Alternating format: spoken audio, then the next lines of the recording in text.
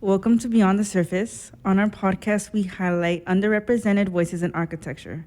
We'll humanize architects by uncovering who they are beyond the surface. Hi, I'm your host, Alex Sanchez, representing the Illinois Tech student chapter of the National Organization of Minority Architects. Today's episode is called One Step at a Time with our guest, Jason Pugh. Jason Pugh is a licensed architect, certified planner, and a principal at Gensler, where he serves as the Global Director of Diversity, Equity, and Inclusion. Jason promotes Gensler's commitment to its strategies to fight racism, while furthering the firm's efforts to address unique challenges within each region and community through a global perspective. As a design principal based in Gensler's Chicago office, Jason manages projects that engage the community at large, leading him through schematic community-based master plans through construction. Jason is a co-chair of Gensler's Global Race and Diversity Committee and has been involved with organizations. He served as the 2021 to 2022 president of the National Organization of Minority Architects and sits on Chicago's executive board for the ACE Mentor Program. He holds a Master's of Urban Planning from Columbia University and a Bachelor's of Science in Architecture from Howard University. I know we've known each other for a while, but still it's a pleasure to have this conversation with you today. How are you feeling? Good. Excited to be here. Thank you for having me. Thank you for taking your time for this. So let's get started. Can you talk a little bit about your background and how that shaped your identity? Yes, so I was born and raised in Denver, Colorado. I was raised by my mom's single parent household, me and my younger sister, and grew up, I would say, lower socioeconomic neighborhood, primarily Black and Hispanic, and went to public schools and was really involved in art. And growing up, we actually had what was called, in my household, the triple A's: art, athletics, and academics. And so if I was doing anything that didn't fit within one of those three buckets, it really didn't get much support. So I was always, as a kid, super active in sports and got really active and involved with visual arts. Almost to a point where as I started to kind of develop my artistic skills, I started to sell my artwork at different venues and events. Some started as like church functions, and then it became street festivals and fairs and a lot larger venues and community meetings. And so my mom started serving as my business manager, and I started to sell my artwork. And I would always be featured as the youth artist at these festivals. It would be a lot of grown adult artists, and I would be featured as the youth artist. And over time, year after year, the other artists started to kind of take me under their wing, started to connect and mentor me, started to teach me different mediums. And I remember maybe in like eighth grade, looking at some of these artists and thinking, I'm never going to be as talented as them. I thought they were just amazingly talented artists. And I was caught asking myself, well, here they are, these amazingly talented artists, and they're struggling. They're broke. They definitely fit the cliche starving artist model. Maybe one of them was successful, what I would define as like successful, but everyone else was really struggling. And so I was like, what can I do where I can still utilize my artistic skill set and talents, but there was a clear path for me to follow. And even though I didn't know any architects, and I definitely didn't know any Black or brown architects, architecture was it. And just kind of stuck for me. And so it was actually a art teacher that actually planted that seed in my head, and then I knew that I wanted to go into architecture. You're doing so much when you were young. You're like a mini entrepreneur selling all his artwork. No, that's really cool. So can you talk more about how you started your path into architecture? Yeah. So after I graduated from high school, my first couple of years actually of college, I was still kind of chasing some hoop dreams. And so I played basketball all throughout middle school, high school, played on the AAU team, and I was trying to get a scholarship. And so I actually went to like a Division II in Colorado, and then I went to Morris Brown my sophomore year, which was an HBCU in Atlanta. And I thought in Atlanta it was actually going to be the perfect situation for me because the school had architecture. It was an HBCU, and it was a Division I AA team. So I was like, this is great. And I get there, and I find out that the school is about to lose their accreditation. I didn't even know what accreditation was at that point in time. But I get there, I'm hearing that the school is in jeopardy of losing their accreditation. I kind of see the writing on the wall, and I was like, all right, I need to get out of here. Luckily, the curriculum was pretty easy. So I got straight A's that whole year when I was at Morris Brown. And so at the end of the year, when I tried to transfer, I put in a transfer to Howard University in Washington, D.C. And with my straight A's, I was actually able to get an academic scholarship to cover a good portion of my tuition.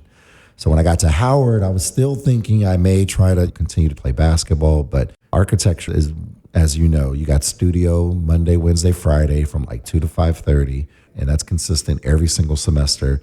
And with basketball is one of those sports straddled in between both the fall and the spring. So it's not like football where you can go easy in the fall and then double down on your coursework in the spring. It kind of straddles both. So it actually was really, really difficult to try to juggle and balance that. And I think at a point I just kind of said, well, it seems as though God is pushing me in this direction. He's opening more and more doors and opportunities for architecture. Maybe this is the path that I need to go. And so ended up hanging up my shoes, kind of gave up on the hoop dreams, started focusing on school. I'll be honest with you. I was, my first few years, very, very average student. Wasn't really applying myself. I was just kind of going through the motions. I think I was still kind of like debating or a bit reluctant if architecture was for sure what I wanted to do, just because recently gave it up on basketball and I was still trying to figure some things out. So for my first couple of years at Howard, I was definitely just kind of like skating by. And then it wasn't until my upper junior year. So Howard has a 5-year program. So within the 5 years, with me transferring, I technically transferred to Howard my 3rd year of college, right? But they moved me back a year, so they had me start in the 2nd year of the program. Now all of my credits transferred. So I ended up being at Howard for 4 years total. So a total of 6 years for undergrad to get a 5-year degree.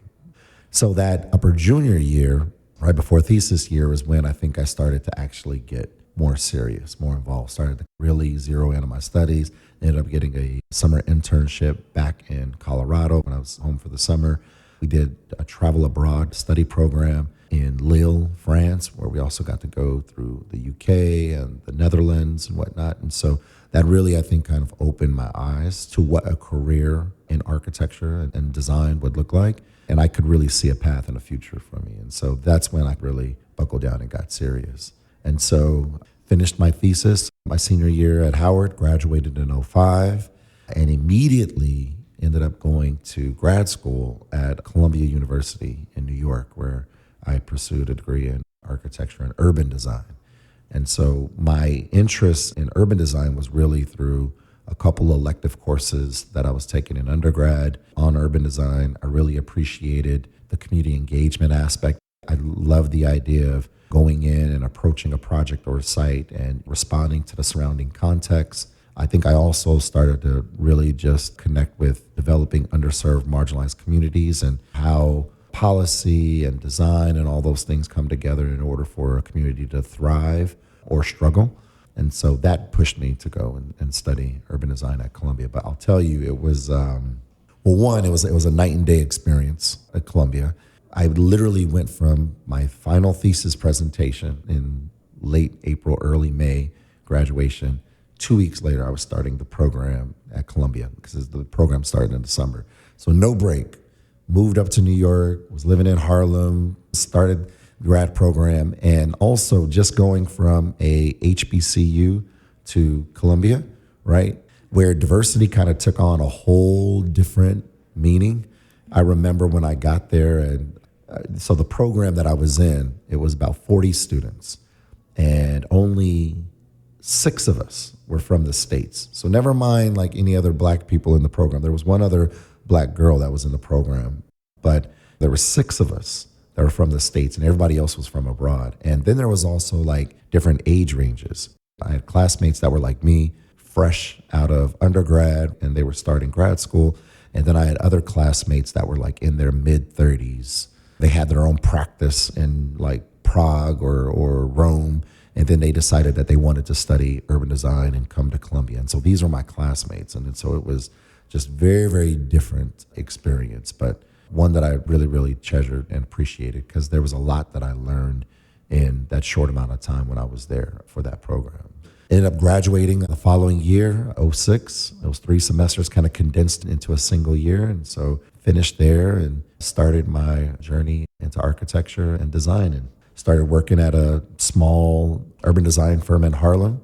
And I was there. We were doing a lot of community-based master plans and designs and street corridor studies and a lot of work in like Brooklyn and Harlem and Queens, and really enjoyed that. But then all of a sudden, I had to start paying these student loans back and realized that the salary I was making and, where I was living, like I wasn't going to be able to stay in New York. And so I ended up leaving New York later that year and moved back home for a short stint, started working at a medium-sized design firm called Clip, where I was just a junior architect. I was there for almost a year. And then in, I think, late '07, moved to Chicago and started working for HOK.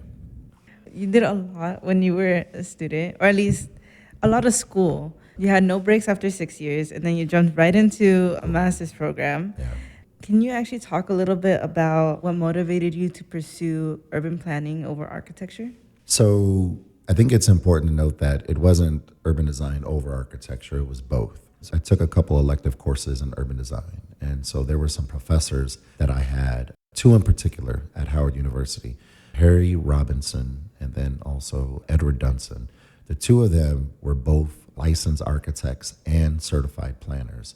And so they kind of planted that seed in my head. And I was like, wow, to be licensed in two disciplines, that's going to be my goal. I'm going to do that. I want to get licensed in both, because what I loved about studying under them and learning more about urban design with the courses that they actually taught, one, they were showing these projects that they were doing all over the world in communities that needed quality design services the most. And so for me, that really tugged on my heartstrings. And it was something that I felt passionate about, that I wanted to do. So I knew that I wanted to be able to jump between scales, and I knew, like, in an ideal world, I would be able to do a conceptual master plan development and then do some of the architecture within that development. So going from the macro to the micro scales, it just really intrigued me. And honestly, there was something that one of my professors said, I think it was actually Harry Robinson. He said to me, when you're licensed in both and you kind of have this duality, this flexibility to jump back and forth, one, your training as an architect makes you a better urban designer,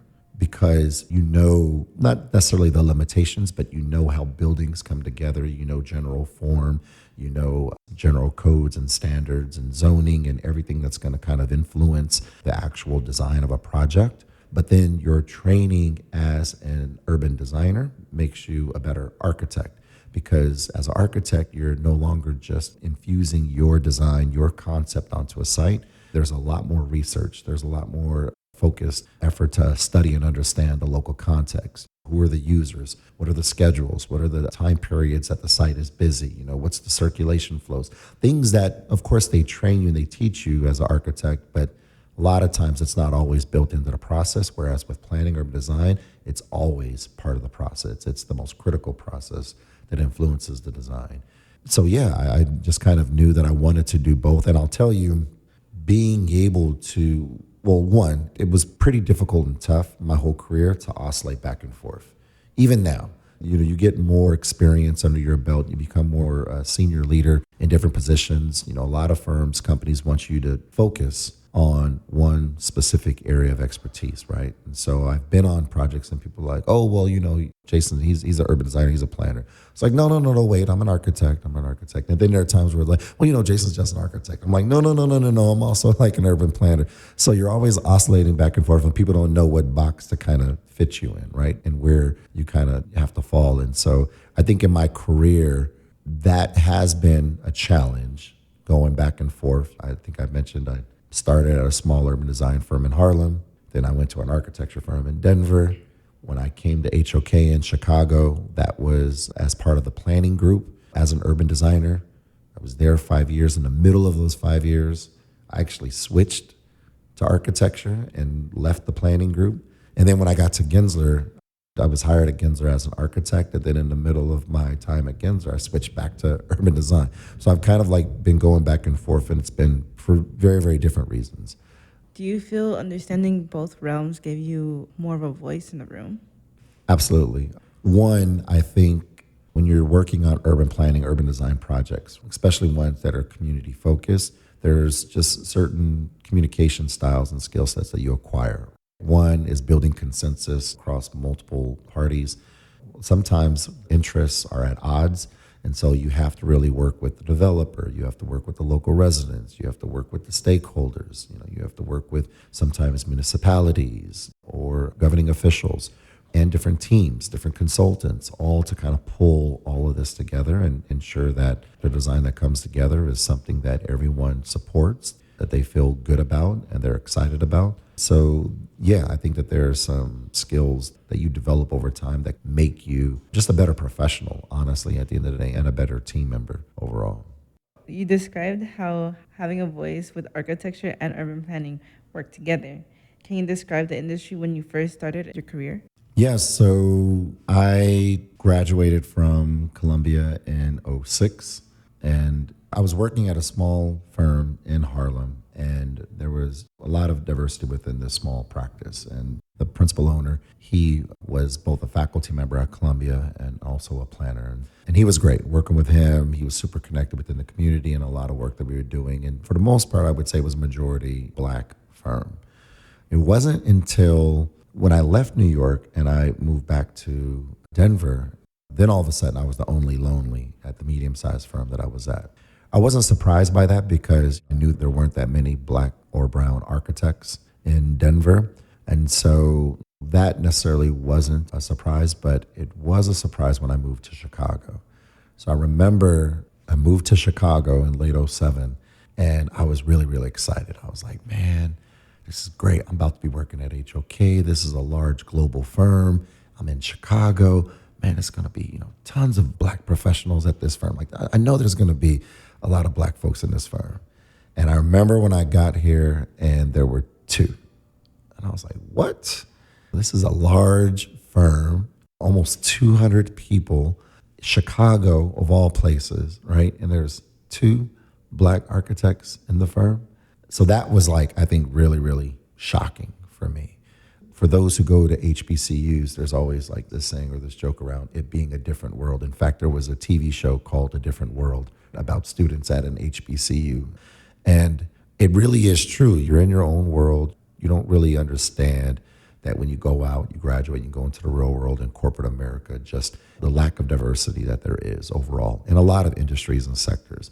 But when you talk about architecture, specifically where the representation of Black and brown architects is just really, really low in the United States. I mean, Black architects make up 2% of the licensed architects in the country. Black female architects, not even 0.5%.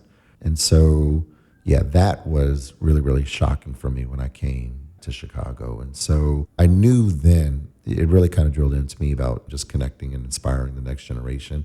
I'm a true believer that you can't be what you don't see. And so it was super, super important for me to try to connect with students here in Chicago and plant those seeds as early as possible, well before high school. I mean, literally trying to connect with middle school students, 7th, 8th grade, 9th graders, because I think that's actually the opportune time to kind of expose them to careers in design and give them chances to participate in various programs and see if it's something that they really enjoy and if it's something that's going to stick. But yeah, I think my advocacy around mentorship probably started once I realized the limited diversity that there is in the industry when I first came to Chicago, for sure.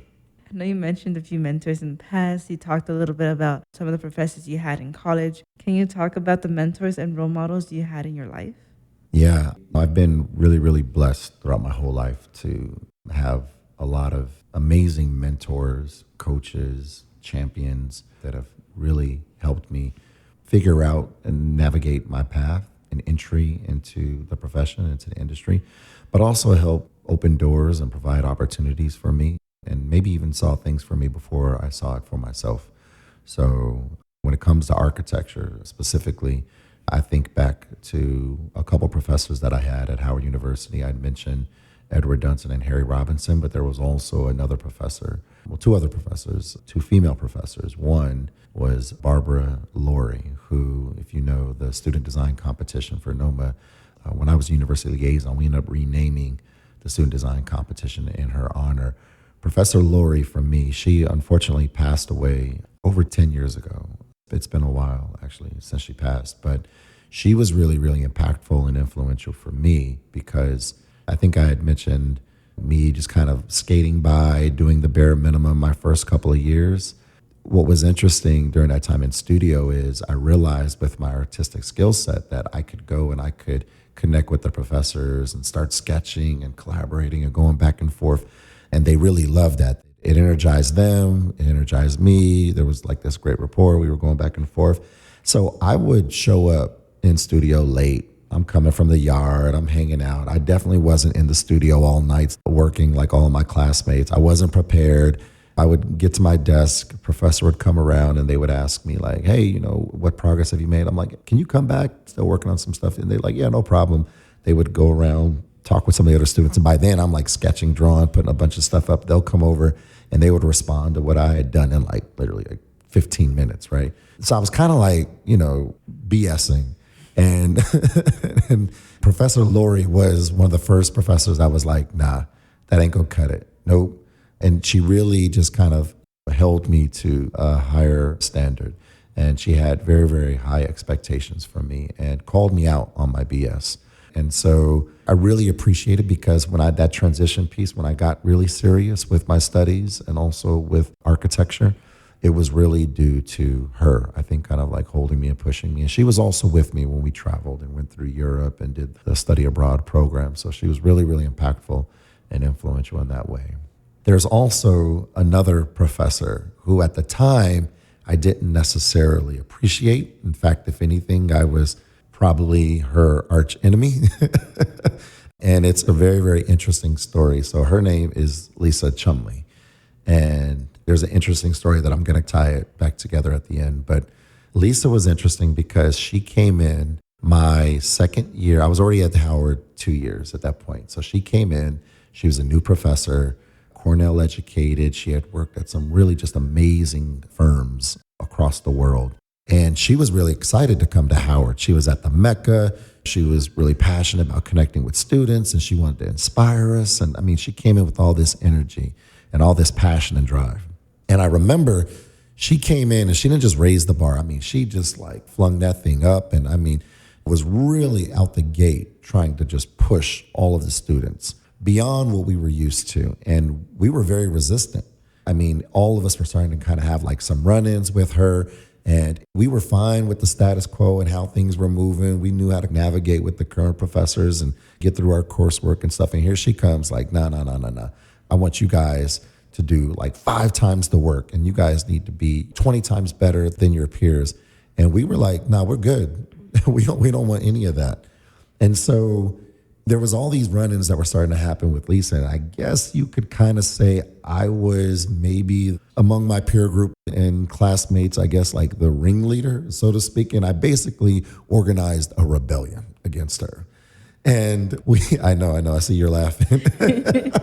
So organized a rebellion and we really, really pushed back and everyone signed this letter. We were just kind of saying all the challenges and issues that we had with her and that we didn't want her to be our professor. And we actually put this in front of the department chair and the dean of the school. It was this whole rebellion. So she ended up leaving at the end of that year. She was only there 1 year, unfortunately. And, we were like, yeah, this is great. Glad we got her out of here. When I started the program at Columbia was probably one of the hardest things that I ever did. I mean, like the intensity of the program, the amount of work, just the pressure that the professors were putting on us to deliver, the amount of content that they needed us to produce and the quality level. It was just very, very stressful. It was probably one of the hardest things that I had ever done. It was very, very different than my educational studies at Howard. Well, a lot more rigorous, very, very intense. I remember going through that process at Columbia and thinking about Professor Chumley. I remember some of the things that she was telling us about being Black students, being Black professionals coming into the industry, how we had to be 2-3 times better than our peers, how we had to perform. And what I also realized was that when we were at Howard, you start to compare yourself to your classmates. And then I felt like I was in a really, really good position. I felt like I was one of the better designers. I felt like I was a good presenter. I felt like there were a lot of things. I thought I was good. I was like, oh, I'm good. But what you don't realize is that when you graduate, you're not just competing with your classmates for those jobs. You're competing with everyone that's graduating and entering the workforce, that's entering the design industry, competing for the same jobs. And so you need to get out and understand the quality, the level, the skill that your peers are prepared with when they're stepping into the work industry. And so that was something that really stuck with me. And I remember thinking about that. Now, I'll tell you, she had very low expectations for me. Again, she caught me when I was dragging my feet, skating, getting by, and she was only there that 1 year. And in her eyes, I was her enemy who like pulled together all the students and got them behind me to, get her out. So when I started to get serious, and she had touch points with some of my professors, I remember we actually saw her. So when we did the study abroad program over in Europe, we stopped in London and we actually linked up with her because she was living there. She was actually working for Norman Foster at the time. And so we go over there, my professors and me and the other classmates that were traveling. I remember she was like, wait, Jason came? I mean, she had it all over her face. She was just, really just kind of like disgusted with me. Like, oh, wow, Jason came? Wow, okay. And then she found out that I got into Columbia and she was like, what, Jason got into Columbia? Fast forward years later, I start working at Gensler. She was working in our Abu Dhabi office. She was over in the Middle East working in Abu Dhabi. And back then when I first started, Gensler had this messenger. So you can kind of hit anybody in the firm. And so I sent her a message right when I started. It was like maybe like a month in. I was like, hey, Professor Chumley, how's it going? And her response was like, wait, you work at Gensler? And I could just see her, turning her nose up and just like in surprise. It wasn't until 2018 where we were hosting the NOMA conference here in Chicago. And we were looking for dynamic speakers. And I was like, you know what, we should bring in Lisa. She's doing all these amazing projects over in the Middle East. She's worked for some amazing architects. Let's bring her in and get her a seminar. So I reached out to her and I said, hey, would really love for you to come and present, be one of the speakers. Let's see if we can find a way for Gensler to cover your travel accommodations, if you're going to be presenting, and we'll work with you to figure this out. And so I invited her, she came, and when I saw her, I pulled her aside and I profusely apologized.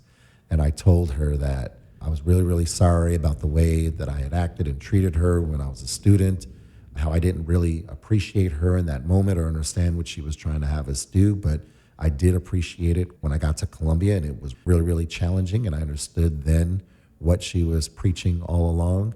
And I thanked her for just having the tolerance and patience to deal with me, but also just for her continued passion to kind of like give back. So now we're really, really close. She made partner at Gensler years ago, but when I made partner about 3 years ago, she was super, super involved and influential in that. She helped me with my package, which I had to submit, and she kind of prepped me and got me ready for some of the discussions with leadership. And she was one of my champions that got me appointed as a principal. So you never know how those relationships kind of come back and will develop later on in your career or in life.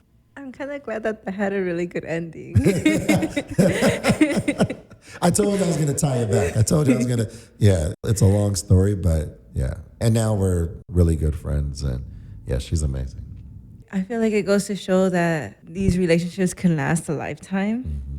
And it also shows how much influence it has on people to support them. Like that one interaction you had with her for 1 year has influenced you from Columbia all the way to Gensler, and it's still influencing you right now. Yeah. So it goes to show how much a little push from somebody can help someone, even if it could be negative in the beginning. Right, even if it's not well received. That's what I meant, yes. So you did mention NOMA a little bit, and that's actually where I want to transition to next. When did you get involved with NOMA, and what motivated you to continue moving up in leadership positions? Yeah, so NOMA, I was thinking about this the other day. It's pretty crazy. I was thinking about this the other day because we just had the Q3 board meeting in Cleveland. And technically, this is my last board meeting as a member of the executive board.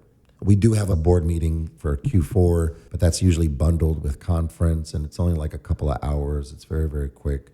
So in terms of like traveling specifically for a weekend, and I've been doing this now for the last 13 years on the board, so very, very long time. So for this to be my last board meeting as an official member of the executive board was pretty wild. So I was thinking the other day, like, wow, I've served this organization almost at every level, because I was a student chapter president at Howard when I was on Howard's campus. The NOMAS chapter wasn't really active, and so we reestablished the chapter, got it going again, and I served as a student chapter president. That was my second to last year at Howard. So once I got serious, right, with architecture, I wasn't involved at Columbia. Just the program was so rigorous. There was no NOMAS chapter on Columbia's campus then.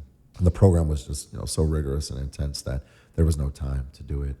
And then there was no NOMA chapter when I went back to Denver as a professional. So I had kind of lost that connection there.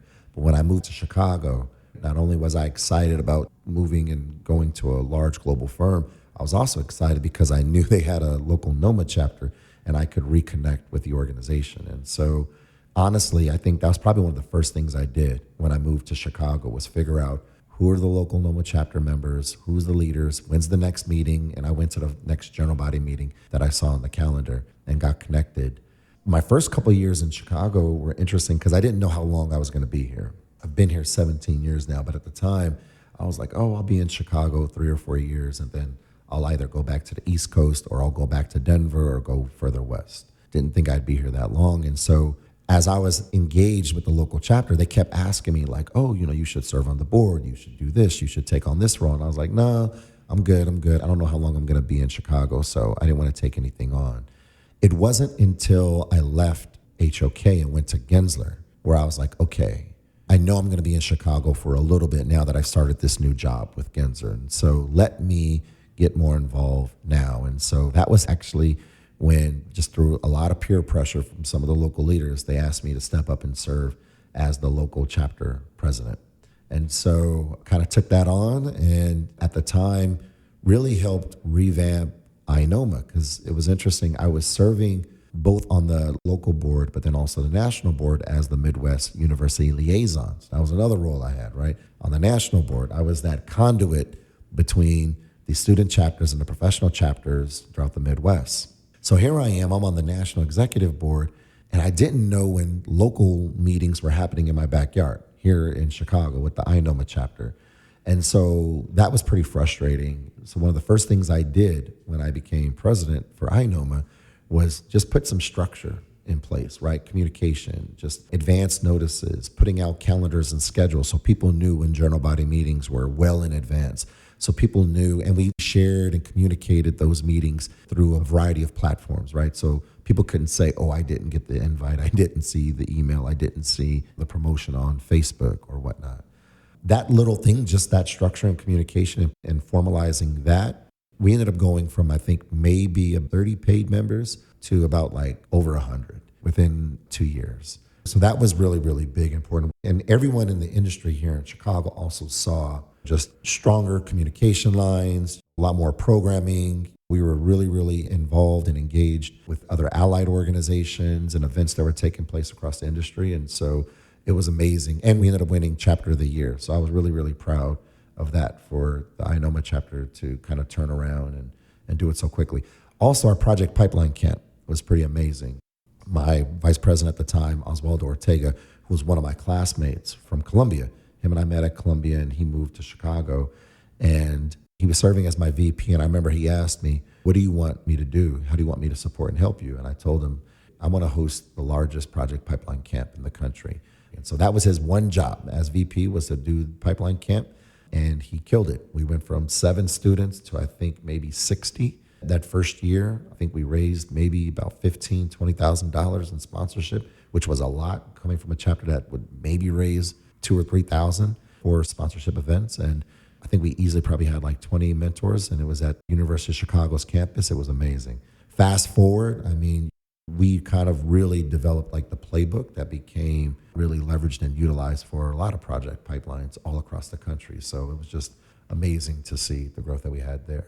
So yeah, and then nationally, after serving as a university liaison, Brian Hudson, who's local here in Chicago, longtime friend, and one of my mentors in NOMA, he had moved up from UL to Midwest VP, and then from Midwest VP to president-elect. And so he asked me, do you want to take my seat? Do you want to run for Midwest VP? I wasn't even thinking about it. I was actually enjoying the university liaison role, but Brian was like, You did such a great job leading the INOMA chapter and revamping that. You should kind of connect with some of our other chapters across the Midwest and help them get their stuff together and get a little bit more organized. You can do that within this role. So I took that on, and I was serving as the Midwest VP for almost 2-3 terms. And those are 2-year terms. And then out of nowhere, everyone kept pushing me to step up and run as national president. And what's interesting is I'll get questions all the time. Jason, did you always want to be president of NOMA? Did you always see yourself as president of NOMA? And the answer is no. Like, honestly, I didn't think I was even going to serve as VP. NOMA's interesting because it's one of those organizations where you have a lot of people, a lot of champions that are supporting you and they're pushing you. And again, they see a lot of opportunity for you. They see greatness in you.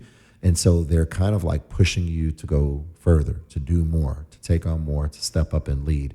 And that was really the case for me serving as president. So it wasn't something that I set out to do, that I wanted to do. It was people that were encouraging me to step up and lead, and they thought that I could do it. So yeah, ended up following Kim as the national president. So she had an amazing term, 2019 and 2020. I got to see her, and she really just, elevated the profile of NOMA across the industry in such a pivotal and important time, right? Because that was the start of the pandemic.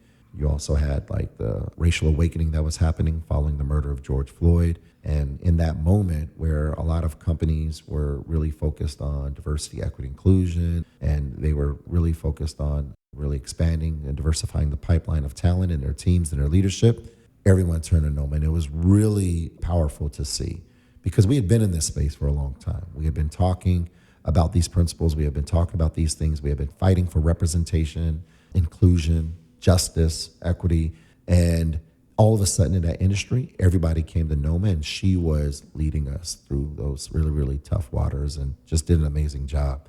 So following her lead, serving as president, as her successor, 2021, 2022 president, was just a really, really amazing, powerful experience. And I think really kind of catapulted my career as well. Helped me build a bigger profile across the industry. Lots of opportunities to engage and connect across the industry in a lot of different ways and a lot of different formats. And then also my profile within Genzer. So connecting with other leaders in different offices across different practice areas and building my reputation and brand as a leader, both internally and externally for the firm, was really, really important. 13 years in NOMA, that's a lot of time. On the national board. Yeah, on the national board. And that doesn't include that you said that you also joined when you were a student. Yeah, or INOMA, really, yeah. That's very cool. How you rose all the way to the top, even though you never wanted to fully commit in the beginning. You're just like, I'm just here for a little bit. Yeah. And you just ended up on the top. Being able to see so much happen in Chicago and also at a national scale, and understand the way that architecture was changing, especially in the last few years since the pandemic. Yeah. I think that's really cool to see. I feel like we've heard from our previous guests on how different architecture was back then versus now, and how certain things have changed, like the recession, the pandemic, and now we're entering like a new age. And during this time with NOMA, you were also still at Gensler. So can you talk about your career path in the firm? Yeah, so it's been nothing short of amazing. Just really, really enjoyable experience working at the firm. It's interesting though, like I didn't expect to be at Genzer this long. My game plan was actually to start my own practice. So definitely didn't expect to be a principal, in the firm or in the position that I'm in now as the global director of diversity, equity, inclusion.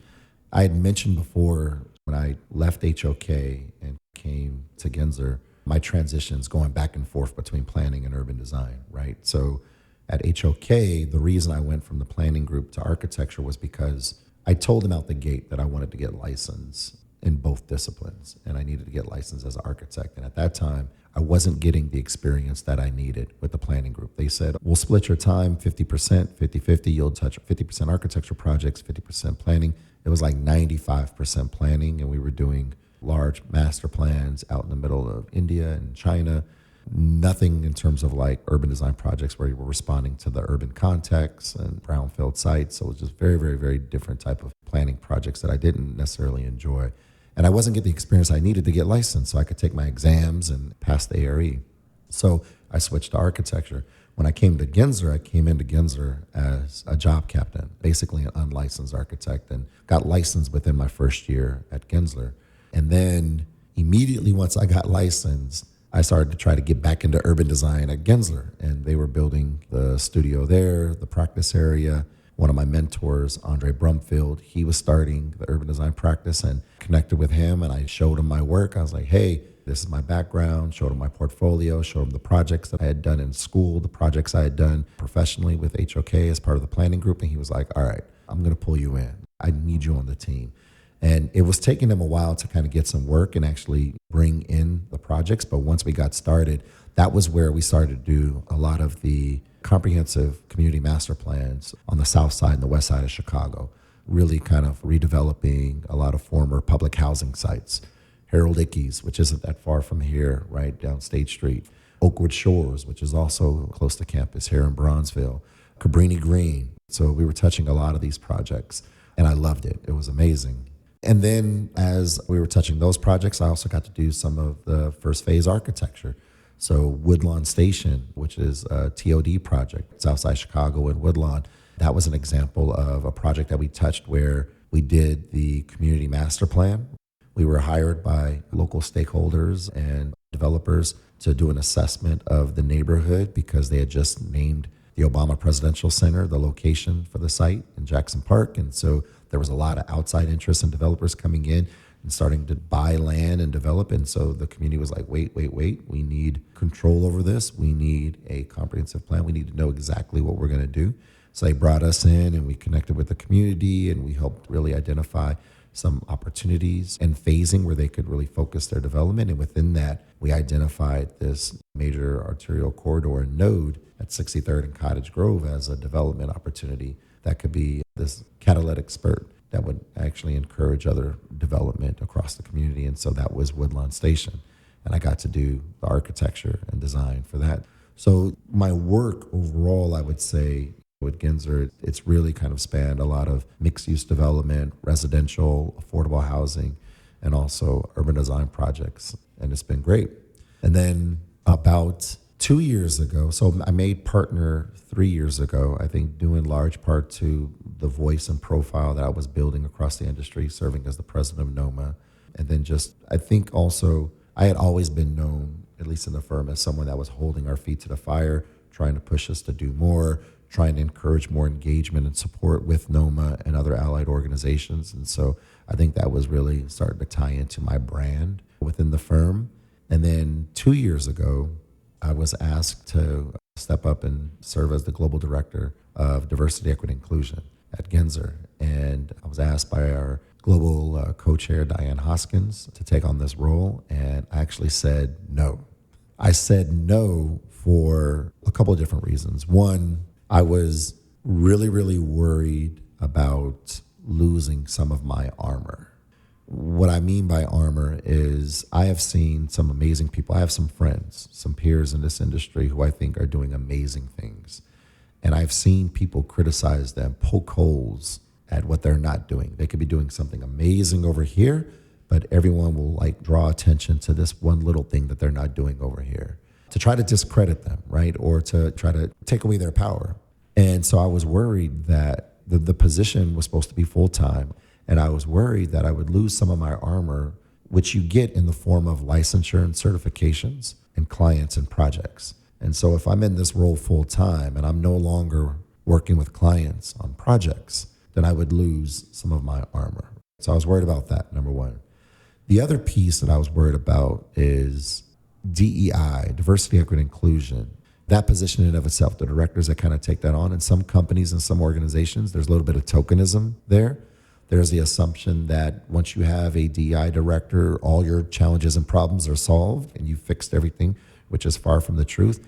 And I also wasn't sure if I wanted that to be where I wanted my career to go, if that was the brand that I wanted, and if that was something I wanted to do. But Diane is very hard to say no to. She kind of knew I was going to say no, and so she had all of her rebuttals ready. There's a quote that I have that I say often. I always say that any project can change a community, and if you change enough communities, you can change the world. Well, Diane kind of flipped my words on me, and she said, Jason, I know you care about projects and you care about doing work in underserved communities. You can continue to have an impact and make your mark and change the world one little project at a time. Or you could take on this global leadership position at our firm, knowing that we are going to be really pushing and challenging and changing the industry as it relates to diversity, equity, inclusion, and the ripple effects across the industry, the impact that you can have across the industry. Where do you think you'll have a greater impact? I was like, dang it. Like it was, she got me. But, we went back and forth and we were able to negotiate the position and the role and responsibilities to where I could still touch projects 30% of the time. And then I'm in this role as the global director of diversity, equity, inclusion 70% of the time. And so it's great. Honestly, I'm really in the role 100% of the time just because the projects that I do touch, now I get to kind of cherry pick my projects, and it's not just in the North Central region, or in Chicago. I get to touch projects all over the firm, and for me, it's any project that's in an underserved, under-resourced community, and so there's always like a DI component that's tied to it. So I'm really kind of doing the work 100% of the time, but it's great. I think it's pretty cool because you were doing Gensler and Noma at the same time. So you saw a lot of change and a lot of the things aligned between both roles that you were doing, which worked best for you, right? Yeah, I mean, absolutely. Noma was always my passion. And Noma was the way I think I recharged my batteries because it kind of gave me purpose. It tied me into things that I was passionate about. And you need that, especially when you're in an office or in a firm or in an industry where you don't see that much diversity. Having Noma as a home was super, super important. And it was a safe space for me, for sure.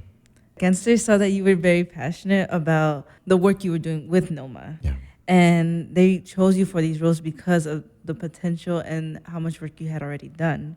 And I want to tie everything together because you've done so much with Noma, with mentorship, and you really are passionate about this. So can you talk about where that passion comes from to influence the next generation?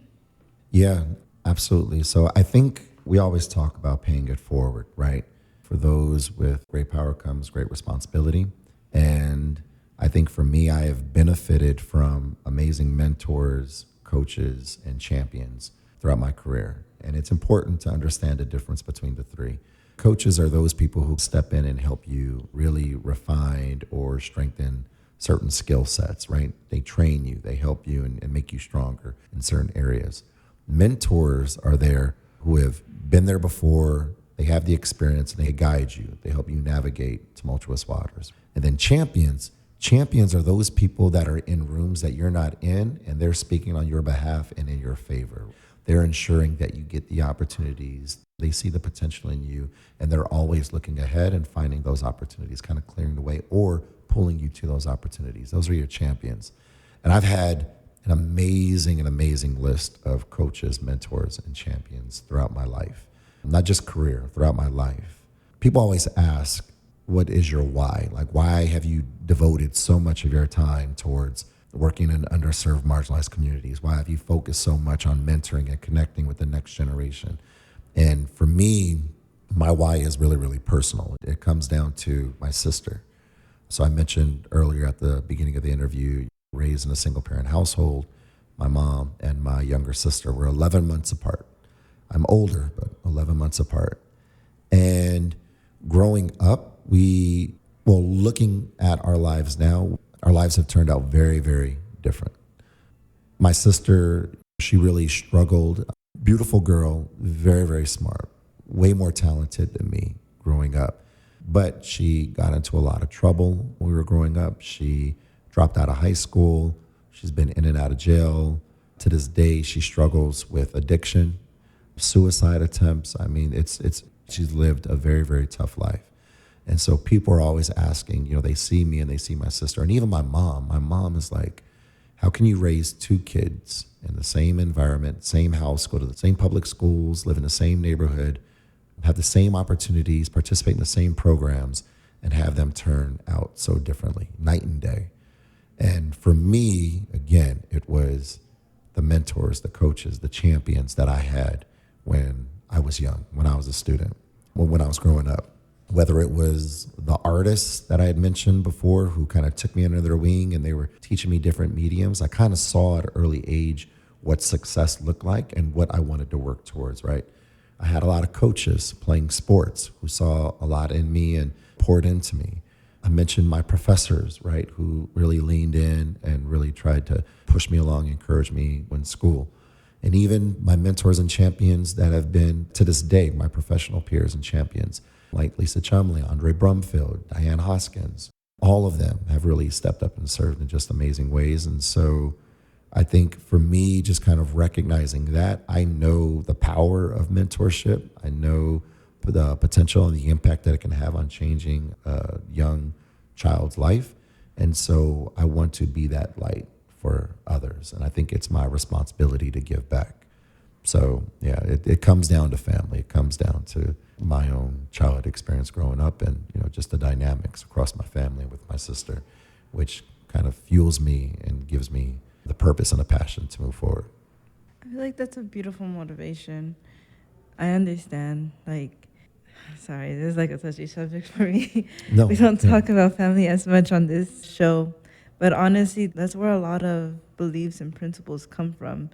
I feel like what people don't understand with a lot of people of color is, I don't know if you're also like the first in your family to get into university, but I'm also one of the first people to get into a university. Congratulations. Thank you. It's awesome. And while I'm here, I feel like a lot of people can't relate to that.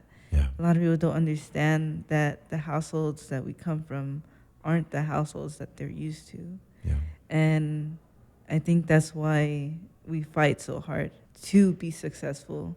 And again, the work you are doing is to influence the people who are going to also be taking up those roles, like I am now, which, Next generation. yeah, Taking it influencing the on. next generation.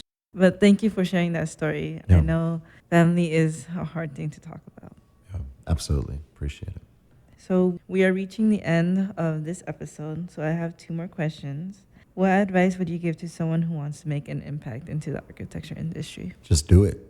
Take those steps forward. Figure out what you're passionate about. If you find your passion and lean into it, there's just amazing things will happen. It's just the way the world works, right? People kind of recognize authenticity and passion and sincerity. And so they will pour in, they'll find opportunities for you. There are things out there around the corner that you have no idea are waiting for you. But it only comes if you are passionate, if you are authentic, and if you're focused on your goals. So I think if there's something that you want to do, just go after it. Find like-minded people who want to do the same, work with them, right? Because you can go fast alone, but you can go further with others. And so find your village and just make your mark. That's good advice. And for our last question before we go, what are your future plans and goals? You know what? That one is a tough question. That one, I don't know. So I'm in my role now, my global director role for 2 years now, and the time has flown by.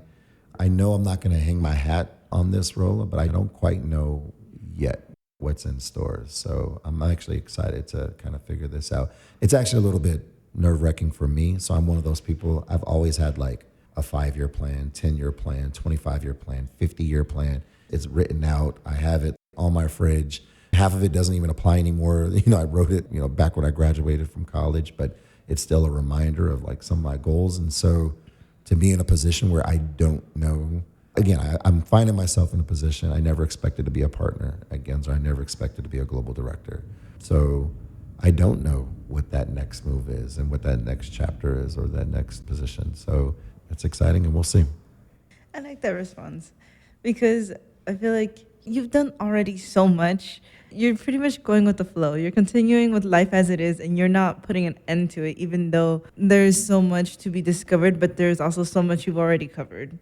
So I'm excited to see what you do. And I mean, no matter what, it's going to be great. So I appreciate it. Thank you. Thank you for having me. This is great. we appreciate having you on this show. And I really enjoyed this conversation. I hope the people who are listening also. So thank you for everything, Jason. Absolutely. Thank you. I want to thank everyone who's listening. We release our episodes monthly. You can find us on your favorite podcast platform. You can also follow us on Instagram at beyondthesurface_nomasIIT. I want to thank our producer, Kayla Kwok, and the No Messiah T team for making this podcast possible. Thank you for listening to this episode of Beyond the Surface featuring Jason Pugh. Until next time, goodbye.